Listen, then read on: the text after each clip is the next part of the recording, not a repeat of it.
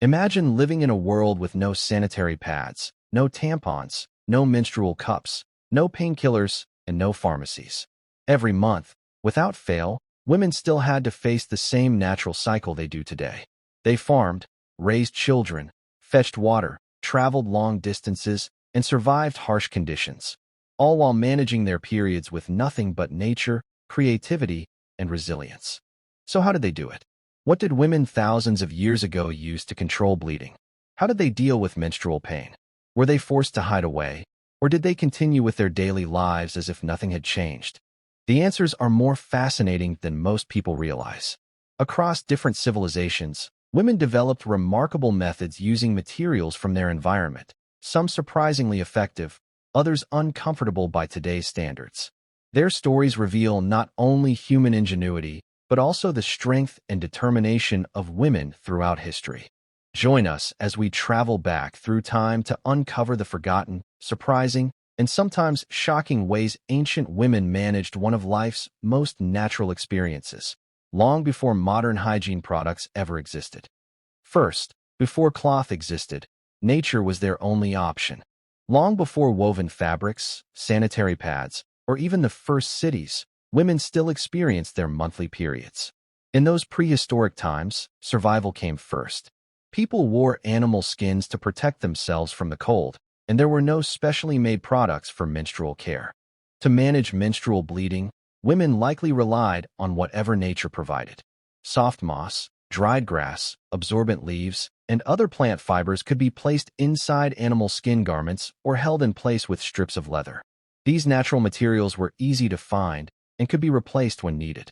Some researchers also believe that during lighter days, women may simply have allowed the blood to flow naturally while washing themselves in rivers or streams whenever possible. Because prehistoric people lived close to nature, regular access to water was an important part of keeping clean. No one knows exactly how every prehistoric community managed menstruation because they left no written records. But archaeological evidence and studies of traditional societies suggest that women adapted using the resources available around them. Their methods were simple, yet they allowed women to continue gathering food, caring for children, and helping their communities survive. Even in humanity's earliest days, women found ways to cope, not with modern inventions, but with intelligence, resourcefulness, and the natural world itself. Menstruation never stopped their daily life. Contrary to what many people imagine, prehistoric women could not afford to take a week off every month. Life was a constant struggle for survival. Every day mattered. Food had to be gathered, water had to be fetched, fires had to be kept burning, children had to be protected, and shelters had to be maintained. Even during their periods, many women likely continued these responsibilities as much as their bodies allowed. On days when bleeding or cramps were especially severe, they may have slowed down or relied on the support of family members. In close-knit groups, cooperation was often essential for survival, so helping one another was a normal part of life. There is also evidence from later ancient cultures that some communities viewed menstruation as a special or sacred time, while others treated it as a normal part of life. Customs varied widely from one culture to another. Some women rested when traditions required it, while others carried on with their daily work. What is remarkable is that menstruation did not stop humanity from surviving and thriving.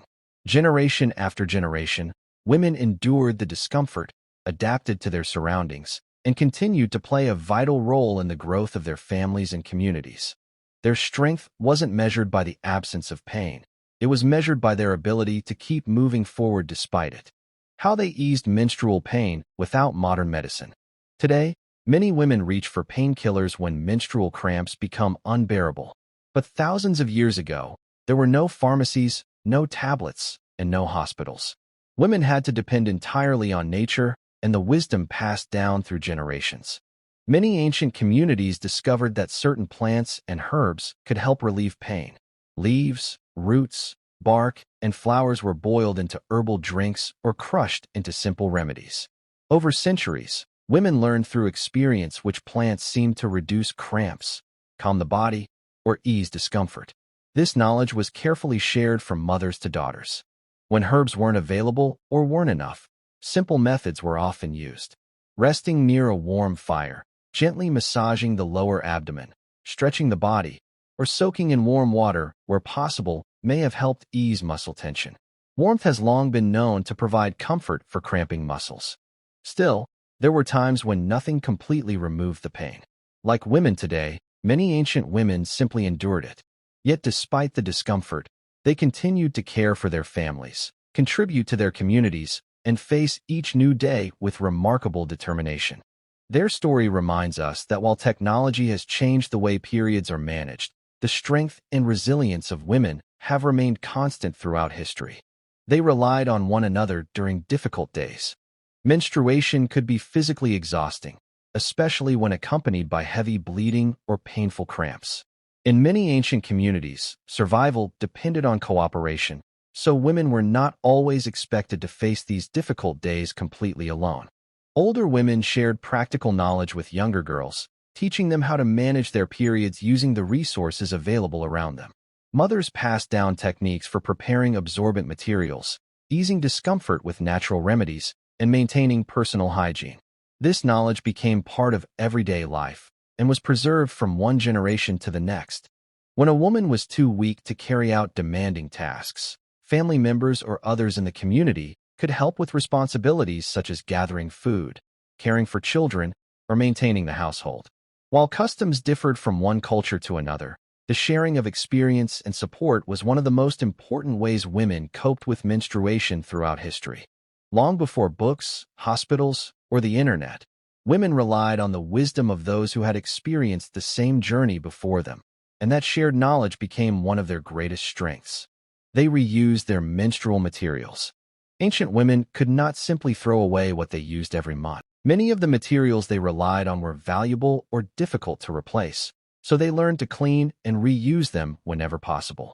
Reusable cloths, strips of woven fabric, or soft animal skins were carefully washed with clean water after use.